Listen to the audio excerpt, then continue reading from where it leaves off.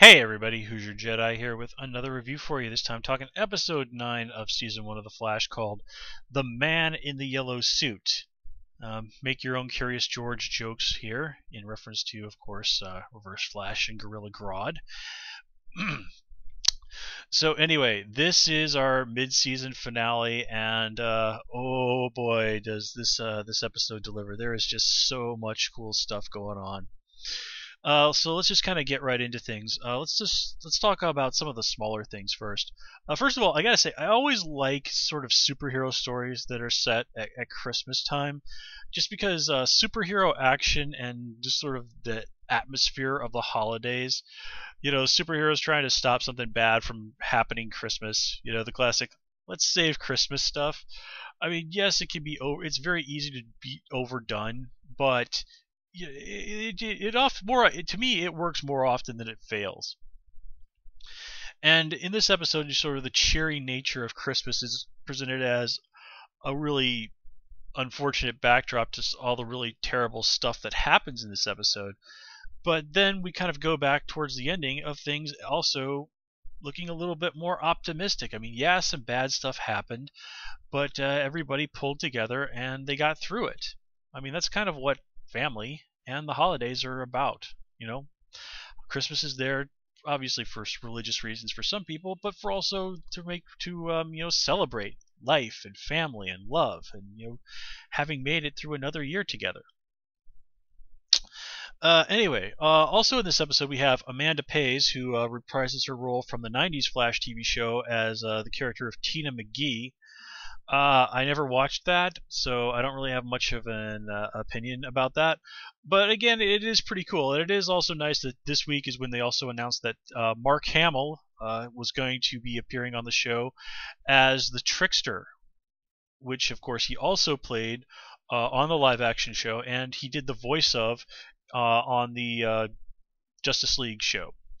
And seriously, if you've never seen the clip of the Flash and Trickster talking in a bar from Justice League, it's pretty hilarious. It's made even more awesome by the fact that it's Mark Hamill doing the Trickster, and then it's Michael Rosenbaum doing the Flash. And Michael Rosenbaum, of course, best known as Lex Luthor on Smallville.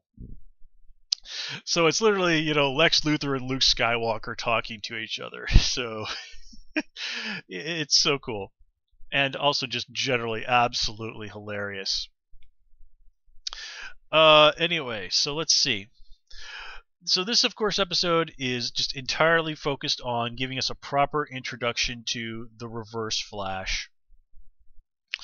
And Barry finally gets some answers. Yes, it was Reverse Flash who killed his mom. Well, of course, we know that, but now Barry knows it for sure.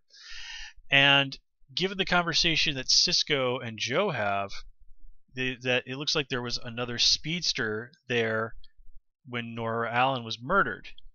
Now, given that we already know that time travel is a part of Flash, I think we can kind of start connecting the dots. Remember, one of the things that happened that night is that young Barry Allen suddenly found himself 12 blocks away. Now that seems like an odd thing for the Reverse Flash to do, but not such an odd thing for an older Barry Allen to do. And really, if you could inflict any pain on Barry greater than actually having to go back to that moment in his life and having to stand aside and not be able to interfere in his own mother's murder, I can't think of anything. I mean, not that that's reminiscent of anything that's happened in the comics ever. Oh no. Yeah, the Flash time traveling and having to not being able to do something about a tragedy from their past? No, the comics have totally never ever done anything like that. But speaking of multiple Flashes, I can't help but wonder if it was a coincidence that Tina McGee's laboratory was called Mercury Labs. Obviously, if you're familiar with Jay Garrick, the original Flash, he wore the hat with the little feathers, wings on it. Again, reminiscent of the ancient Roman god Mercury. When Grant Morrison created one of his Justice League teams, he actually based one incarnation of the JLA on the Olympic pantheon. Superman was Zeus, Wonder Woman was Hera, Steel was Hephaestus, Batman was Hades, Huntress was Artemis, and of course, the Flash was Hermes. I can't remember exactly how the entire pantheon went. Aquaman was obviously Poseidon. I think Green Lantern was Apollo or something. Anyway, so, and then there's of course a Flash character called Max Mercury, who I've always liked. He's sort of considered an elder statesman among the speedsters because he got his powers back in the Pioneer days, and sort of ended up in modern times due to some crazy time travel stuff.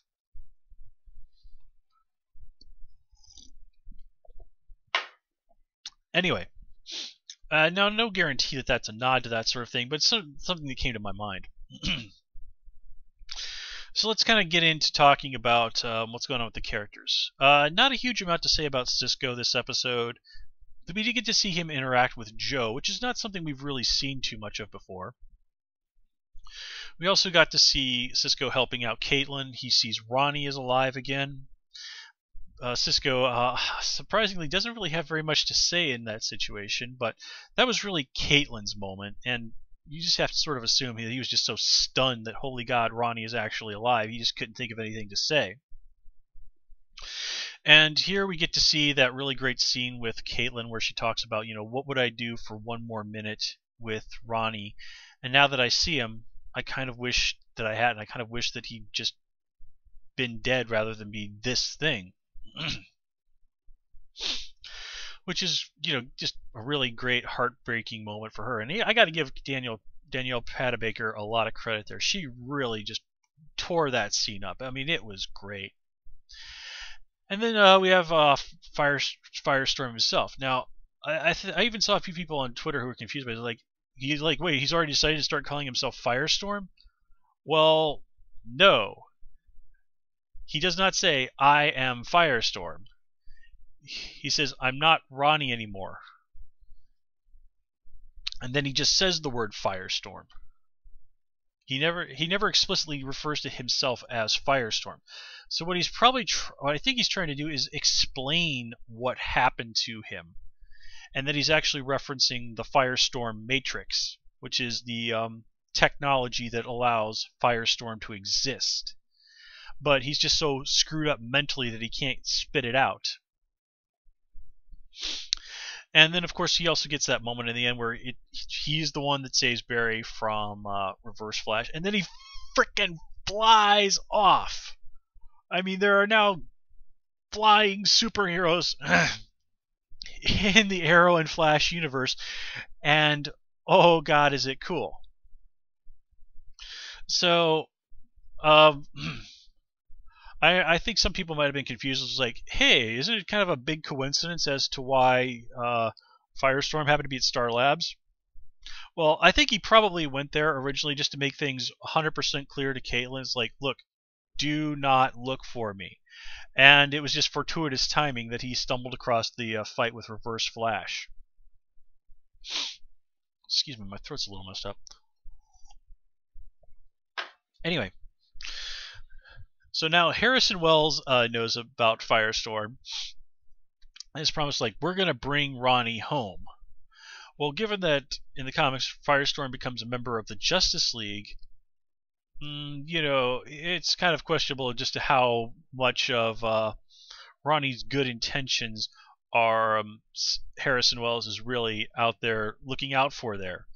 I mean, it is very odd, as we mentioned, that the list of names he rattled off of people who supposedly died in the explosion that gave all these people their powers were also the names of people who have powers and are members of the Justice League or Justice Society in the comics. So if you're kind of like me, if you're wondering if maybe he doesn't actually have these people, contained and locked up somewhere and is maybe looking to do the same to Firestorm, well, that's an idea.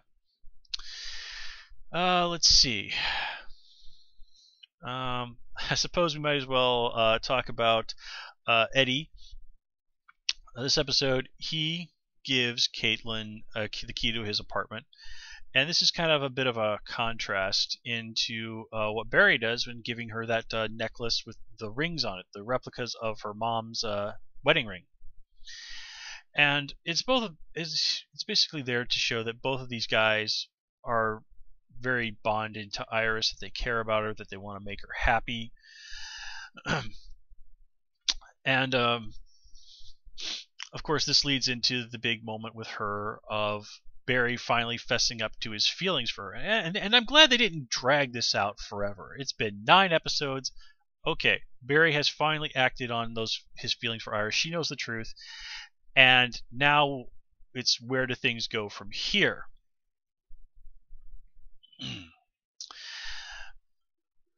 And of course, we also get to see that Eddie seems to be picking up a little bit on Barry's feelings for Iris. And it's pretty clear he doesn't like what he sees, but you have to imagine he's not 100% sure about all of this. And also, he and Barry at least get along. They're not exactly friends, but they do seem to have developed a little bit of mutual respect towards each other.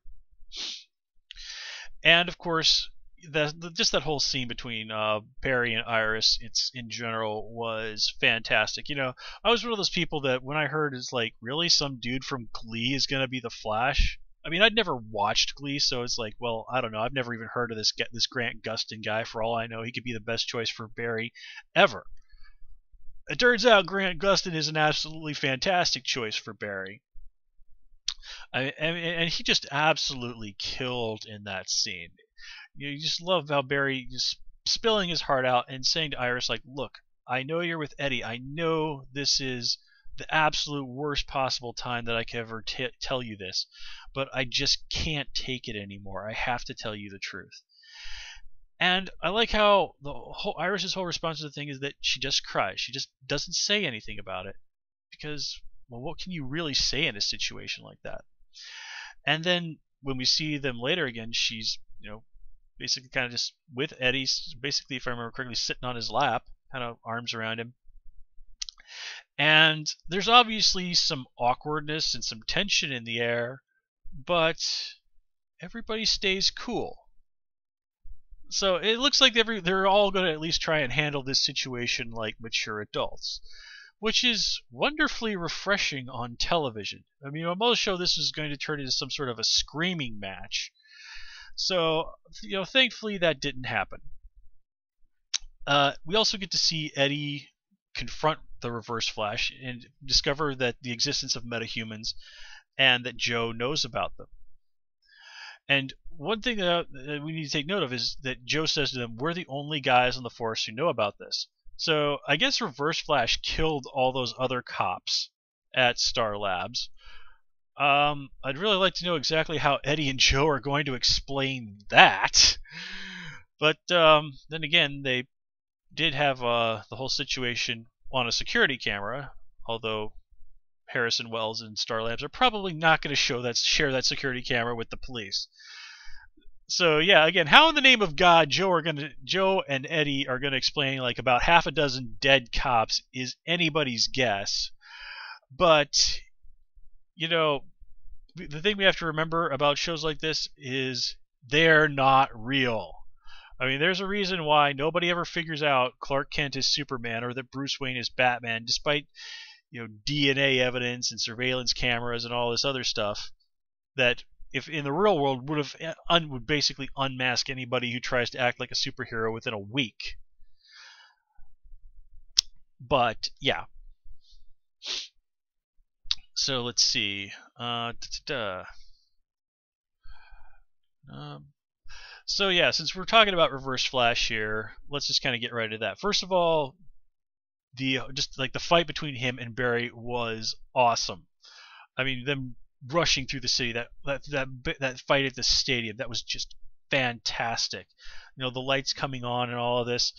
I couldn't help but wonder, is this the Reverse Flash just taking a moment to be dramatic, or is this just sort of some of the reality warpingness that happens when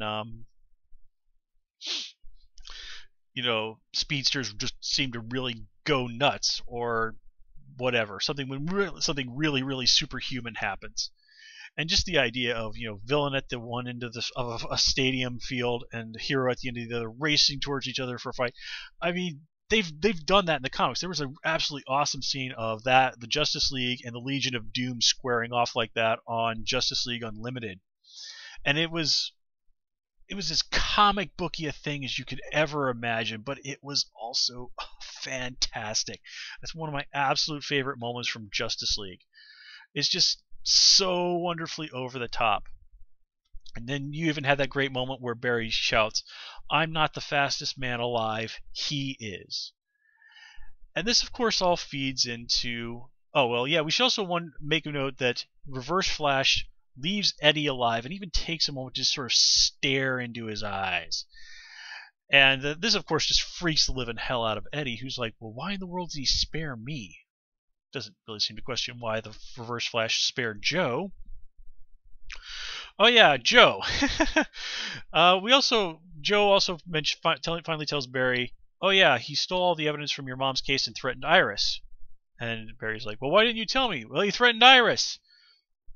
Well, Joe, I understand he threatened Iris, but if you want to protect your daughter, maybe telling the only person who could possibly protect her from this guy might be a good idea. I mean, seriously, dude, you've had all these little conversations with Barry since then. Just sort of take him aside, go and have a conversation in the supply closet if you're that damn worried about the Reverse Flash overhearing you. But for F's sakes, yeah, he probably should have told him about that immediately. But